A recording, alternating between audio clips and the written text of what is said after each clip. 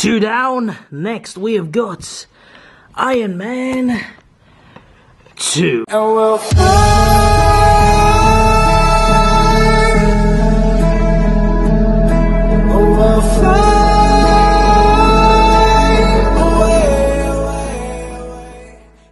Yes, episode 3 is, of course, Iron Man 2. I watched Incredible Hulk today, did the video on that, watched Iron Man 2, doing the video now. So yeah, 2 in one night. I might do that more, because, well, I could get through it, go that way. But yeah, Iron Man 2, I mentioned in the last episode how Incredible Hulk, it's not very good, but not the worst. I feel this one was worse, personally. I think, if I was to rate it, I'd give it 5 out of 10, to be honest with you.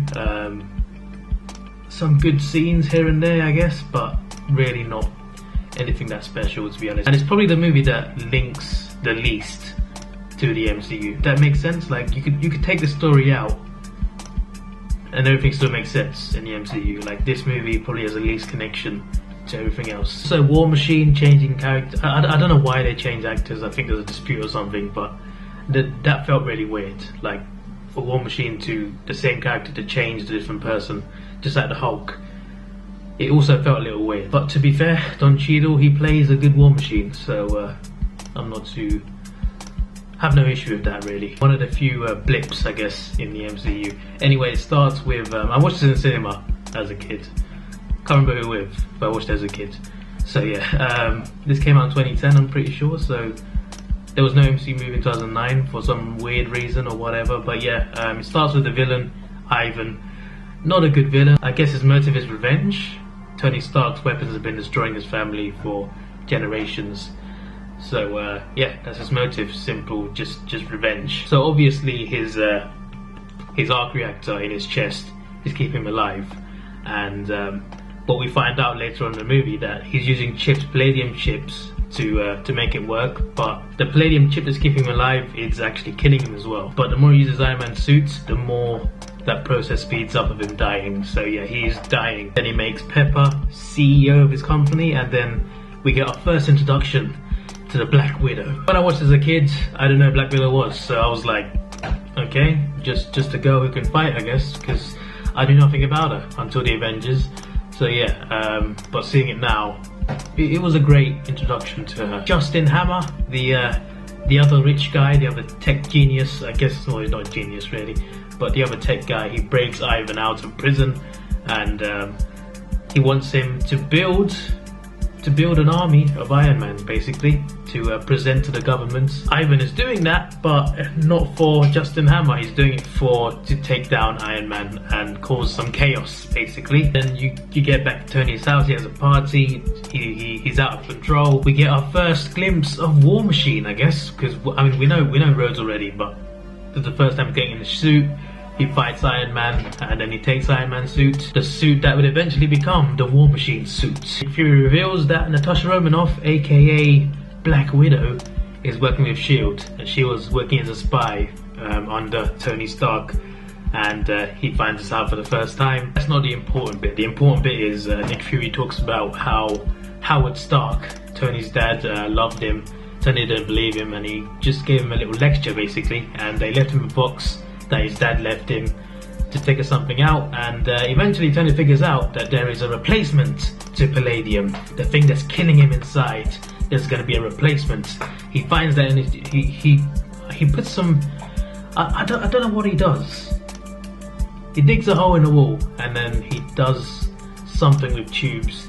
I don't know, maybe I'm stupid, but eventually he finds the energy source replacing palladium that will keep him alive for the foreseeable future. Phil Coulson comes in to Tony's lab and finds a Captain America shield. I'm pretty sure it's a prototype though. I'm pretty sure he was bred with a shield well, we'll get to that later, but a prototype with a shield, which was pretty cool. At the time, of course, when I was a kid watching, I didn't know about this shield. Like, is there significance to this? Like, what am I missing here?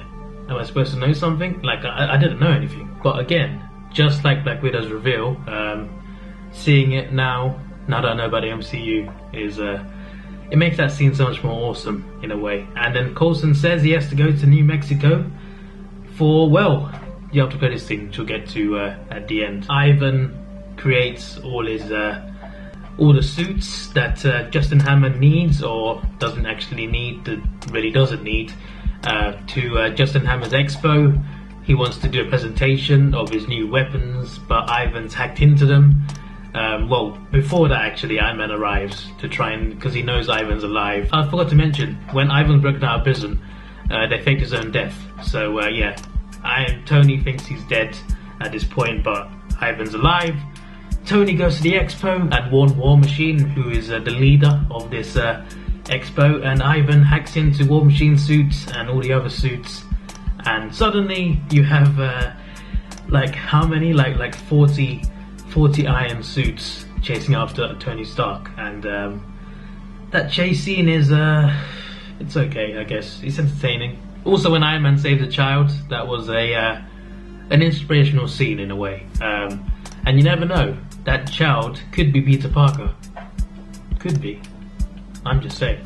I'm not saying he is Peter Parker, but they could just say he is. And you see Black Widow's best scene in the movie, fighting in that corridor. That was awesome. That was actually awesome. That was one of the better fight scenes in the movie. Ivan escapes, but she manages to unhack, if that's the word, unhack War Machine's suit. So now War Machine has, what's his name again? Rhodes now has full control again of his suit. He didn't before, and they are both teaming up to take on like the rest, every suit that's not destroyed. They're just stuck in the middle and they're surrounded by all these drones. And yeah, just a not so epic fight scene, I guess. It ends very quickly with Tony Stark using one move, which is a pretty cool move, to be fair. Yeah, that's a really cool move. I'd love to see that in Infinity War, to be honest.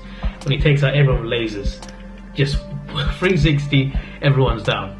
That was probably his most badass moment in this movie. Then you get Ivan arriving in his suit with his electrical thingies, his whip. Isn't he called Whiplash?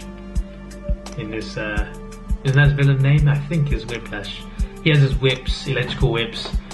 I mean, I swear, I don't know if it's just me, just that fight for like 2 minutes, I think. It was War Machine and Iron Man versus Whiplash. It just felt quicker than it was, I guess. But it ends the same way that their party fight ended, when War Machine and Iron Man had a fight at Tony's house. I should just call them Tony and Rhodes. Like, surely that's easier. Anyway, Tony and Rhodes had a fight, as I said earlier, in the movie at his house, and it ended with them blasting each other. That sounds really weird, but it ended with them shooting each other, and they end this fight, the final fight, in the same way, to kill Ivan. And then eventually, all his suits that Ivan created, are all set to self-destruct. So Tony has to go and fly away and save Pepper, who is next to one of the suits. And yeah, that is the climax. To be honest, Phase 1, there were only 2 great movies, and that's Iron Man 1 and Avengers. That's it, in my opinion. I mean, Captain America was fine, but I'll get to that in a future video. But just Phase 1 was definitely the weakest part of the universe for me. Definitely the weakest part. It definitely improves from there. Like Phase 1 and 2, they both have their bad movies and their great movies. Phase 3 is, well, every movie is good in Phase 3, so I can't wait to get to that part of the marathon. But this movie just wasn't very good. But at the same time, I don't hate it, because I love superhero movies. Even the bad ones, I will watch again. Like, I would even watch Suicide Squad again, even though it's really bad. Why? Because Deadshot was good. Harley Quinn was good. And that's my thing about superhero movies. It's my favourite category of movies, and I just love them. And even the ones that I don't like, even the ones that are bad, I sometimes watch again and again, because I like certain parts of it. I like certain characters, or just some scenes in the movie. You know, that's why I like Transformers, because Transformers movies, there's only been one good movie, the first one. The rest are bad, but I enjoy most of them because I like the fight scenes. I go back again and again for the fight scenes. You know, there's always an element somewhere that makes me want to go back. Even when it's a bad movie, I still want to go back and see it. Even though I know it's bad, I still want to see it again. I'll probably see Iron Man 2 again at some point. You know, that's just me, I guess, with superhero movies. You know, that's just me. But yeah, 2 more scenes that I forgot to mention. The Avengers Initiative scene with Nick Fury. Evaluation: Tony Stark not recommended. Well, eventually you find out in Avengers that he is he's not recommended, but he becomes part of the team anyway. So yeah, doesn't really mean much really, but still good to see that scene. Obviously at the time, like mentioned before, Black Widow and other stuff, I didn't know about the MCU at the time, so when I saw that scene as a kid, I don't know what's going on, but now obviously I know. And then you get the after credit scene, which was awesome. I will always remember that scene. That was one of the best after credit scenes. One of the best. Like, it didn't show much, but it showed enough to make you excited. Like, Phil Coulson arrives in New Mexico and he says, "We found it," and it's Thor's hammer. How awesome is that to reveal Thor in the universe? Although at the time I didn't know, of course, I was a kid. I didn't know about his hammer. I didn't know about Thor, I didn't know about the character Thor, but yeah, just it was awesome how they did that. It was really awesome. And I will talk about Thor when I see it, because it's the next movie in the universe, so I'll probably see it very, very soon. I'm going to record it quickly, by the way. This is recorded before episode 1, and episode 1 is going to go out in the next day, so that's how ahead I am. I want to keep ahead and then upload like 2 or 3 a week until Infinity War, I guess, because I'll need to upload about 2 or 3 a week to keep up until Infinity War starts.